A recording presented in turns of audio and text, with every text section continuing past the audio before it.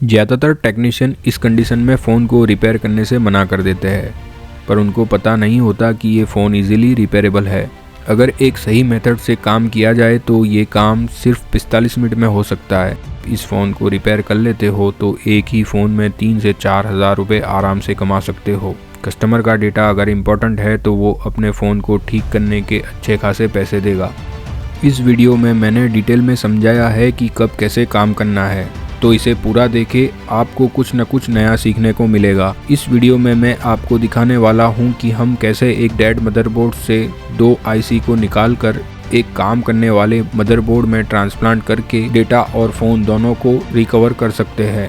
PCB holder ज़्यादा wait वाला prefer करें ताकि आईसी निकालते समय मदरबोर्ड बिल्कुल फिक्स रहे। आपका सारा ध्यान आईसी और मदरबोर्ड पर होना चाहिए। 5 सेकंड ज़्यादा हीट बोर्ड पर लग गई तो बोर्ड को साइड पर रख देना और नए बोर्ड की तलाश में लग जाना, क्योंकि आपने अभी बोर्ड को डेड कर दिया है। प्रोसेसर और मेमोरी आईसी को प्रे टूल से ही निकालें। ट्वीजर से निकालने में आपका काम बिगड़ सकता है। हॉट गन का टेम्परेचर 300 पर और एयर फ्लो 40 पर सेट करना है। हॉट गन की नोजल को मदरबोर्ड पर एक सर्कुलर फॉर्म में घुमाना है। सिर्फ आईसी को हीट करने से आईसी नहीं निकलेगी, बोर्ड का टेम्परेचर भी हाई होना चाहिए और हीट सिर्फ एक पार्ट में कांस्टेंट लगेगी तो भी बोर्ड फूल जाएगा। जैसे ही बोर्ड 260 डिग्री पर आ जाता है उसके 5 ही सेकंड में प्रे टूल को प्रोसेसर के नीचे इंसर्ट करना है। ध्यान रहे, अगर आप जल्दबाजी करेंगे तो पीसीबी के पैड्स डैमेज होंगे और अगर आप लेट हो गए तो बोर्ड फूल जाएगा। बहुत से मदरबोर्ड में सील प्रोसेसर और मेमोरी आईसी होती है, जिसको मैं किसी और वीडियो में डिटेल में बताऊंगा। अभी हमने वर्किंग बोर्ड से दोनों मेन आईसी को निकाल लिया है।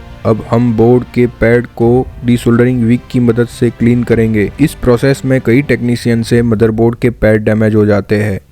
इसका सॉल्यूशन मैं किसी और वीडियो में विस्तार में बताऊंगा। मैंने T12D प्लस सोल्डरिंग आयरन का यूज़ किया है, जिसका टेम्परेचर 450 पर रखा गया है।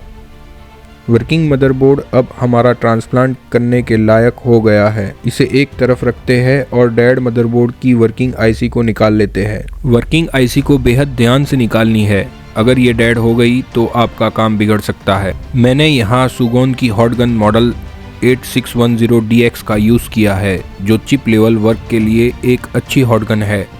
आप अपनी चॉइस के हिसाब से प्रीफर कर सकते हो।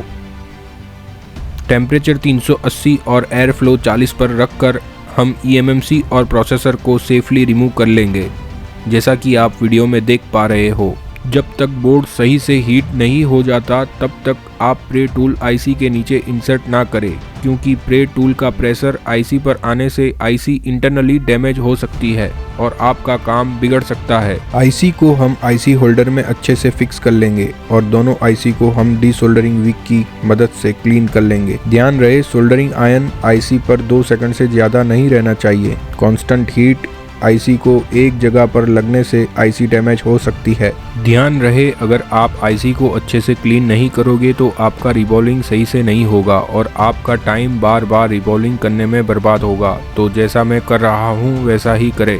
डीसोल्डरिंग विक से जितना भी सोल्डरिंग वेस्ट है उसे क्लीन कर ले और आईसी पे जमे हुए फ्लक्स को एक टिश्यू पेपर और पीसीबी वाटर से क्लीन कर ले। माइक्रोस्कोप में आईसी को एक बार वेरीफाई करके रिवॉल्विंग प्रोसेस को स्टार्ट करना है।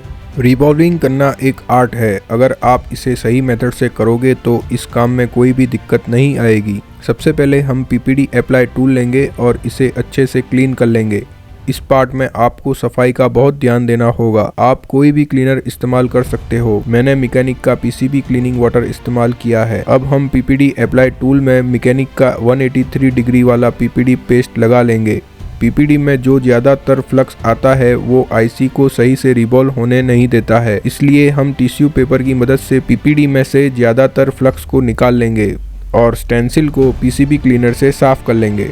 2 सॉफ्ट टिश्यू पेपर पर प्रोसेसर आईसी को रखना है और स्टेंसिल को उस पर अलाइनमेंट के साथ सेट कर देना है और एक बैंड ट्वीजर की मदद से स्टेंसिल पर थोड़ा सा प्रेशर बनाकर रखेंगे ताकि स्टेंसिल और आईसी हिले ना। पीपीडी लगाते समय आपको बहुत ध्यान देना होगा। सारे होल स्टेंसिल के पीपीडी से फिल हो जाने चाहिए। अगर नहीं फिल हुए तो वहाँ पर बॉल सही से नहीं बनेंगे और आपका फ़ोन स्टार्ट नहीं होगा। और अगर कुछ बॉल बड़े बने होंगे तो CPU बोर्ड पर सोल्डर करने के बाद शॉर्ट हो जाएगा। तो हम ध्यान से IC को हॉट गन के टेम्परेचर 280 और एयर फ्लो 30 पर रखकर IC को रिवॉल्व कर लेंगे। रिवॉल्व करने के बाद 5 से 10 सेकंड वेट करना होगा। अगर जल्दबाजी करोगे तो वापस से IC रिवॉल्व करनी पड़ सकती है। फिर हम IC को स्टेंसिल से अलग कर लेंगे। रिवॉल्व करने के बाद हम IC को चेक कर लेंगे। कई बार रिवॉल्विंग करते समय स्टेंसिल पर ही कुछ बॉल रह जाते हैं और IC पर कुछ बॉल नहीं चिपकते, जिसका मेन कारण IC पर जमा हुआ डस्ट और फ्लक्स होता है। तो हम इसका ध्यान रखेंगे। उसके बाद सेम प्रोसेस से फटाफट eMMC IC को भी रिवॉल्व कर लेंगे।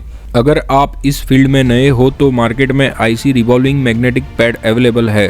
अगर आपकी IC और स्टेंसिल आपसे अलाइनमेंट में नहीं रहती है और रिवॉल्विंग फेल हो जाता है तो मैग्नेटिक पैड से ये प्रॉब्लम सॉल्व हो जाएगा। तो मैं प्रीफर करूँगा आप वो खरीद लें।